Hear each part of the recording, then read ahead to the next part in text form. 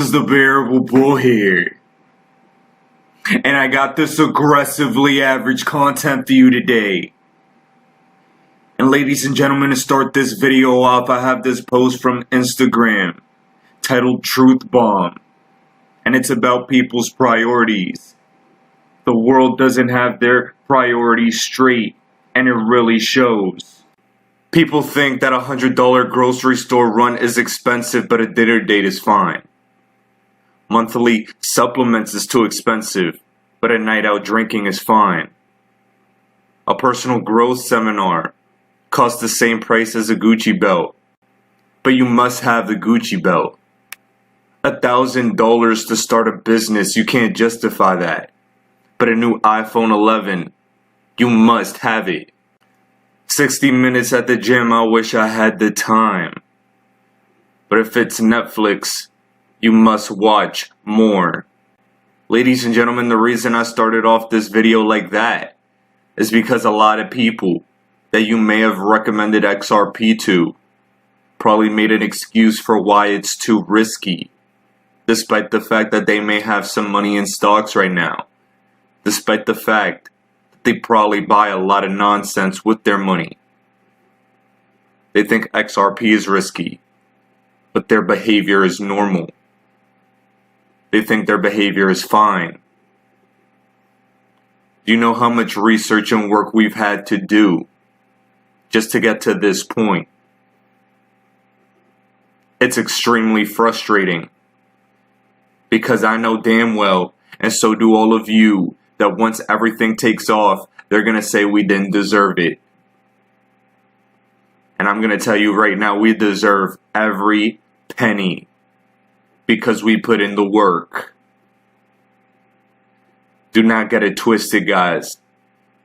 Don't let anyone guilt you into thinking you don't deserve what you earned. Guys, if you aren't doing so already, please go to my Udemy course in the description below because I published a new rating. 2, actually. And I believe this crypto is a sleeping giant. It is lecture 64 in my Udemy course, and I really hope you guys take a look. Now, with that being said, let me show you all of this that broke today. Now, ladies and gentlemen, right here, what you see on the screen is a Bitcoin chart. And I'm showing you this from the blockchain backer because the mainstream media was very quiet from 2016 all the way up until 2018 at the peak of the bull run. They didn't start talking about Bitcoin in the mainstream until it was $10,000 to $11,000.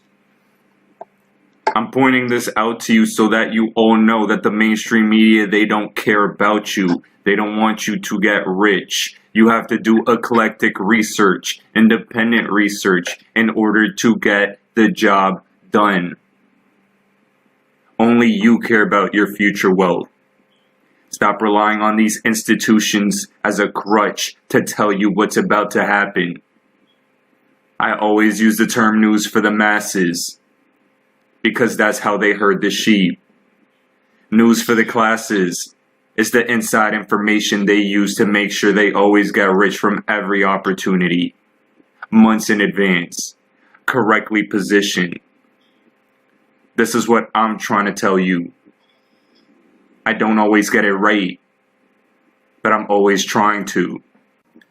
Ladies and gentlemen, we also saw that the price of gold today passed $1,900. It says $1,892 on the screen, but it did pass $1,900. And remember, in my video yesterday, I told each and every single one of you to look out for China's stocks.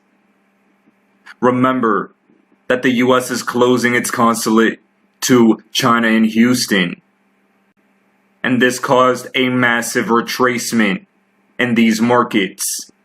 Keep all of this in mind. We have to have 2020 foresight as to what's to come. Stay glued into the screen. And let's get into the meat and potatoes of this video because this is extremely important. It's a little bit of speculation, but it's going to be very, very interesting. Here, guys, we see this article from the Wall Street Journal titled CFTC Chairman Pushes to Finalize Dodd-Frank Rules. Heath Tarbert has made it his mission to finish implementing several thorny parts of the Dodd-Frank Act 10 years after it was enacted. And when we take a look at the current chairman of the CFTC, Heath Tarbert, we see other public service includes the U.S. Committee on Foreign Investment in the U.S., the U.S. Executive Director of the World Bank Group, Special Counsel in the U.S. Senate Banking Committee for Housing and Urban Affairs, Associate Counsel to the President of the United States in 2008-2009. He was an Associate Justice of the Supreme Court to Clarence Thomas, Attorney Advisor in the U.S. Department of Justice. And I showed you all of that to make you understand that this man is one of the most well-connected people in finance and politics. Now let's read this Wall Street Journal article. If everything goes according to Heath Tarbert's plan, the CFTC will soon implement decade-old legislation that mandated a massive regulatory overhaul of the U.S. derivatives market. Tarbert was appointed chair of the CFTC last year, has made it his mission to finalize several thorny portions of the Dodd-Frank Act of 2010, which vastly expands his agency's oversight of derivatives trading. His agency has also softened several Dodd-Frank regulations that were already in effect. The effort has caused advocates of stricter regulations to accuse Mr. Tarbert of trying to ram through industry-friendly rules without providing sufficient time for public review. In an interview, Mr. Tarbert spoke about his approach to policing one of the nation's most important financial markets and his plan for the months preceding the November election. We need to get rid of the unfinished business, he said. But we also need to figure out what's this agency going to do in the next 10 years, in the next 20 years. The CFTC's rulemaking agenda. The CFTC's main priority before the presidential election is finalizing 4 rules related to Dodd-Frank, Tarbert said. The act has its 10-year anniversary today. Those include rules about how the agency regulates cross-border derivatives transactions and the number of contract markets participants can hold on certain commodities such as oil and wheat. The latter rule was designed to prevent excess speculation from causing volatility in prices for raw materials. The CFTC's 5-member bipartisan commission is scheduled to vote on the cross-border proposal Thursday. The agency's 2 Democratic commissioners have said the most recent proposal would saddle the U.S. financial system with the risk from deals cut by the affiliates of U.S. banks, while allowing them to operate outside of U.S. regulations. A stricter version of the rule was left uncompleted under the Obama administration. And ladies and gentlemen, what I really want you to take from that paragraph was the word cross-border. And we know that that's Ripple's niche. Just keep that in mind as I continue to read. The CFTC in April was asked by Better Markets, a group that lobbies for stricter financial regulation, to extend the period for comments on pending rules due to this health crisis. But the regulator only agreed to extend the time frame for some rules by several weeks, or in some cases, days. The CFTC's Democratic commissioners criticized the move, with one saying the meager extensions were disrespectful to industry professionals. The CFTC's hastily issued proposals and aggressive timeframes for finalizing even the most complex derivatives regulations suggest that political considerations are driving the CFTC's agenda, rather than the public interest, stated Joseph, a special counsel to Better Markets. Here in this section it says Dodd-Frank's legacy in this health crisis, talking about the resilience the derivative markets have had. It said with more swaps and other instruments going through central clearing, our derivatives market actually served as shock absorbers during this crisis. the markets actually served as a bulwark against systemic risk as opposed to an amplifier of it. But he argued that some parts of Dodd-Frank, including aspects of the so-called Volcker Rule, which sought to prevent banks from making speculative trades with their own funds, were politically motivated. The rule limited the bank's dealings with private equity firms and hedge funds. How can you say that private equity fund and hedge fund investments are more risky than a venture capital fund investment? Mr. Tarbert said. They went after private equity and hedge funds, in my opinion, for politics, not for prudential reasons. And ladies and gentlemen, the reason I'm pointing this out to you is because if you do remember, the Volcker Rule changes allow banks to invest in crypto through hedge funds. Remember that, as well as the OCC allowing banks to custody crypto. This is all mounting into a spectacle. And ladies and gentlemen, to cap this article off, I think it's no coincidence whatsoever that they mention cross-border derivatives, the changes to the Volcker Rule, and towards the end, regulating digital assets. One area where the chairman said he was interested in fostering innovation is the cryptocurrency sector.